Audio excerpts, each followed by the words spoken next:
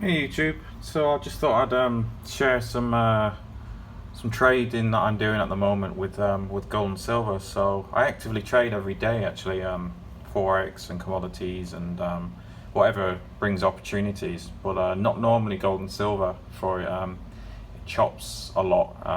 It's the ultimate speculating paradise kind of, and they like to chop each other out. So I don't tend to trade short term, but I am actively trading a long term trade to the upside. So this what you see here is basically the weekly, um, and I see this is one big basing out pattern, very similar to the 1976.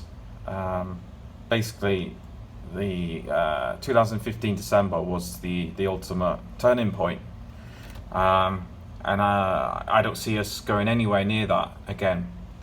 So there's actually a video I did, um, gold to rally off his 50% correction, and I called for 1,085 to be the bottom. So I was 35 off, and I remember it vividly at the time because so many people, every man and his dog, were calling for sub 1,000 at the time. Now, if it's one thing you do with investing, is do the opposite of the herd. That's what I've. Yeah, that's the number one of the biggest things you should do in your investing. It's difficult, but whatever the herd does, you generally want to do the opposite.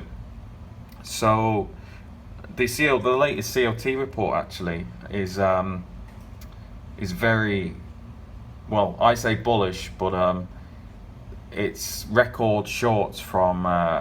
We haven't seen shorts like that, especially in silver, since 2003. So if you want to be a contrarian, now is the time to basically get long. So and we're talking the non-commercial. So what they like to call dumb money. So dumb money is basically overall net short, which hasn't happened since 2003, like I said. So anyway, so what you see here is red lines are these interest rate hikes we've had. So interestingly enough, I don't know where the general herd get it from, but they have this idea that interest rate hikes are bad for gold. Now, again, if you want to be a contrarian, you go against that, and like you see here, interest rate up we go, interest rate up we go, interest rate up, interest rate up. Now we've just had one in the last couple of days, and we're already near resistance. We're basically hugging this resistance, which is bullish. I was hoping it was going to get a pullback, but I've had to get in here, and I'll add again at a breakout. So this is some very long-term resistance with some good news for a contrarian who wants to go against the crowd, because I would say the interest rate hike, they're going to be piling on more shorts. Yeah, and today's been a good day, so it's looking good. My short to medium term target is the green line, and the green line will take us into the 1500s, which I know sounds crazy because we've been in this consolidation basing pattern for a long time, but I see 1500s in the short to medium term. And for silver, the same sort of move would take us up to $26.